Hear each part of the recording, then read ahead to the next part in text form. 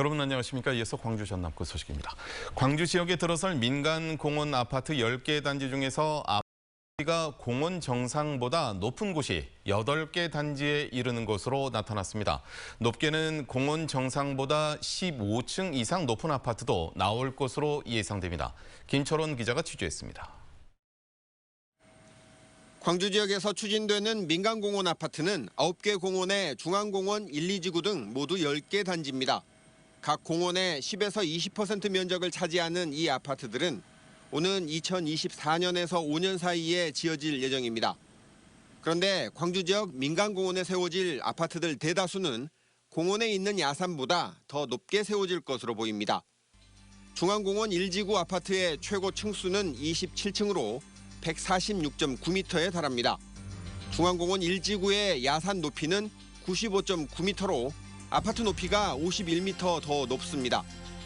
1층당 3m로 계산하면 아파트가 공원 정상보다 17층 더 높아질 것이란 말입니다.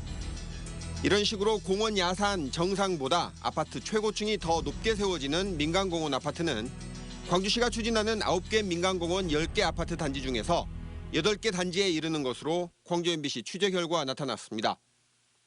산보다도 아파트 높이가 높다는 것은 정말 우리 후세대들한테 물려줄 일은 아니다. 저는 이렇게 생각하고 있습니다. 대전시 도시계획위원회는 지난 2019년 월평 공원에 들어서는 민간공원 아파트 높이가 196m에 달해 주변 도솔산의 경관을 해친다는 등의 이유로 민간 특례 사업 안건을 부결시키기도 했습니다.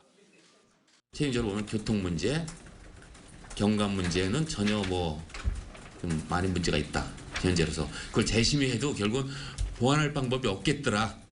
광주시로서는 공원 면적을 최대한 확보하려다 보니 비공원 시설인 아파트 면적을 줄여야 했고 그러면서도 사업자들에게 어느 정도의 이익을 확보해줘야 하는 입장이다 보니 그만큼 아파트 높이가 높아진 걸로 풀이됩니다.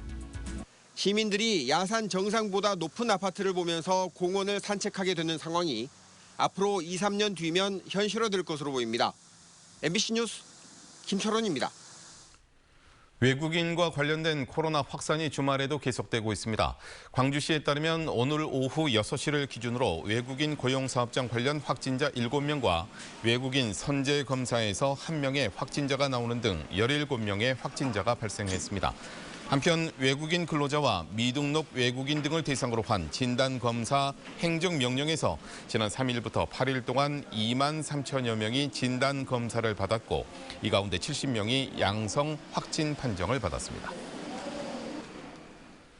전라남도가 동북권 코로나19 환자 이송 효율화를 위해서 생활치료센터 추가 지정을 추진합니다. 전라남도는 최근 동북권을 중심으로 확진자가 지속적으로 발생하고 있다며 환자 이송 시간 단축을 위해서 동북권 내 공공기관 시설 중 한 곳을 생활치료센터로 지정하기로 결정했다고 밝혔습니다. 또 가족 간 감염 차단을 위해 자가격리시설 마련과 산업단지 선제 검사를 강화하는 것도 동시에 추진할 예정입니다. 독재에 저항했던 조태일 시인을 기리는 제3회 조태일 문학상 수상자로 박남준 시인이 선정됐습니다.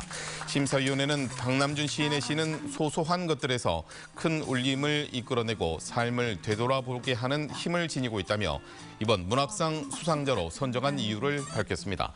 한편 조태일 시인은 70년대에 독재에 저항하다 여러 번 투옥됐고 1980년부터 3년 동안 수감 생활을 했던 저항시인이자 참여 시인입니다.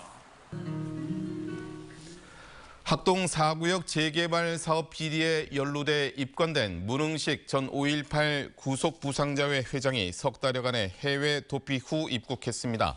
광주경찰청 수사본부는 철거업체 선정 과정에 개입해 돈을 받은 혐의로 문 씨를 인천공항에서 긴급 체포했습니다.